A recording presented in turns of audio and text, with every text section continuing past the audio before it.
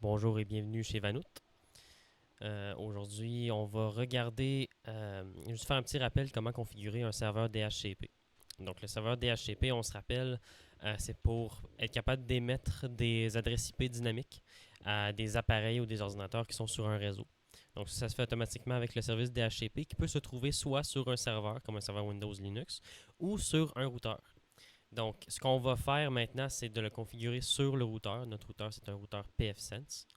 Et dans mon réseau, ce qu'on est capable de voir ici, j'ai un ipconfig de déjà roulé, c'est que mon réseau, c'est 192.168.10.0/24. Donc ça, c'est mon réseau. Donc on va aller se configurer notre serveur DHCP pour ça. Donc dans le pfSense, ça se fait dans Service, puis dans DHCP Server. Donc à cet emplacement-là, on a tous les réglages qu'on peut faire. On peut sélectionner sur quelle interface est-ce qu'on va émettre le DHCP. Si on avait plusieurs interfaces LAN, ben là, il faudrait choisir la bonne. Là, on en a seulement une. Évidemment, on ne veut pas faire de DHCP sur le WAN, donc on garde juste le LAN de sélectionner. Et on va aller cocher Enable pour activer le service DHCP sur notre pfSense. La première chose à faire, c'est on l'active. Là, notre interface LAN a déjà un adresse IP dans le bon subnet. Donc, on est capable de voir ici notre subnet. Il y a déjà la bonne valeur, 192.168.10.0. Ça, c'est bon. C'est un /24 également. Ça nous donne le range d'adresse IP disponible. Donc, on peut prendre n'importe quoi à l'intérieur de ça pour émettre. Donc, moi, ce que je vais préférer faire, c'est faire 10.100 à 10.200. Donc, on va émettre sans adresse IP à nos appareils. On va descendre un peu, puis on va aller dans la section DNS Server. Dans DNS Server, ça va être important de mettre l'adresse IP de notre serveur DC. Donc, je suis sur mon DC en ce moment. Si je retourne sur mon ipconfig, on est capable de voir que mon adresse IP, c'est 192.168.10.15. Fait que je vais copier ça. Je vais le mettre ici. Si on avait plusieurs DC, bien, on les mettrait là également. Ensuite, on peut descendre un peu ou jusqu'à ce qu'on soit rendu à l'option Gateway. Gateway, ça va être l'adresse IP de notre routeur côté LAN, qui est dans mon cas 192.168.10.1. Ça va très souvent être ça. C'est possible que ce soit .254, mais ça dépend entièrement de c'est qui le sysadmin qui a mis ça en place.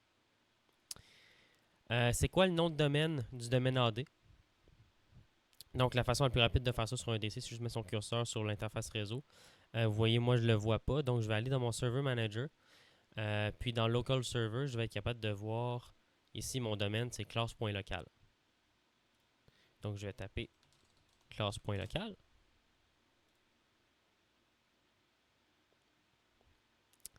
Ensuite, prochaine option à regarder, c'est Default Lease Time. Donc, pendant combien de temps est-ce que notre bail DHCP va être valide? Ça se configure en secondes. Donc, le défaut, c'est 7200 secondes. Ce qu'on peut faire, c'est aller chercher Hours to Seconds sur Google, ou Bing dans ce cas-ci. Puis voir, OK, 1 heure, c'est 3600 secondes. Donc, disons que je veux que mon bail, ça dure 8 heures. Ben, je vais prendre 28 800 secondes. Puis, je vais mettre ça ici.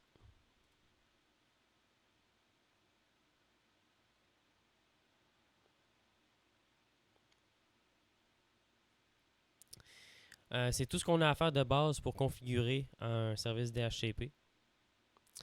Si on veut attribuer des adresses IP plus statiques, là, si on veut réserver des adresses IP pour des appareils spécifiques, ça se fait dans le bas complètement juste ici. Là. On ferait add et on ajouterait un appareil avec son adresse MAC pour lui donner une adresse IP spécifique. Mais là, moi, j'ai pas ça à faire, je le ferai pas. Je vais juste cliquer sur Save.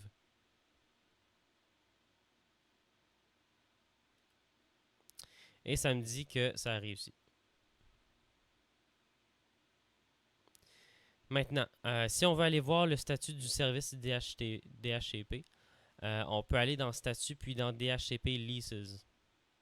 Donc, à cet emplacement-là, on va voir tous les baux qui sont émis en ce moment. Là, il n'y en a pas parce que je n'ai pas d'appareil sur mon réseau euh, qui, euh, qui, qui sont en DHCP. Quelque chose que je pourrais faire, Si je veux vraiment qu'on voit de quoi ça a l'air, c'est que je vais m'ajouter une carte réseau à mon DC.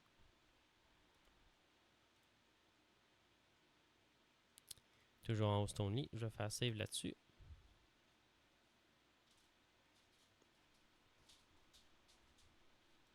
Voilà. Puis je vais aller m'assurer que ma nouvelle carte réseau est bien en DHCP. Elle est en DHCP.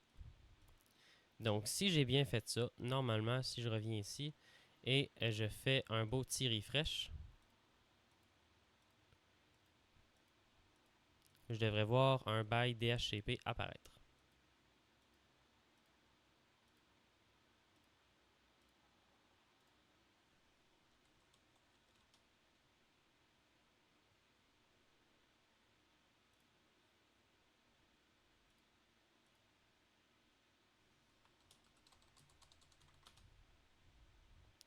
Ça va être important que VMware ne donne pas de DHCP sur ce réseau-là.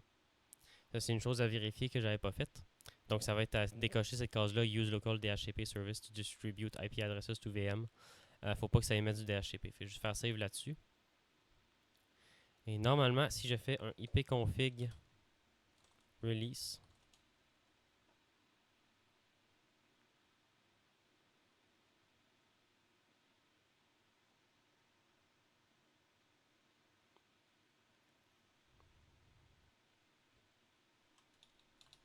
puis un renew,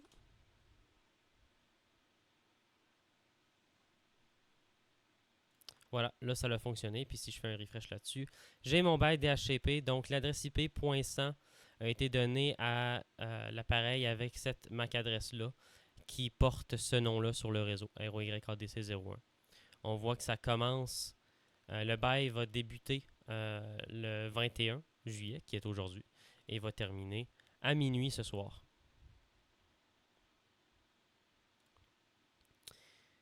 Donc, c'est comme ça qu'on configure un serveur DHCP sur pfSense.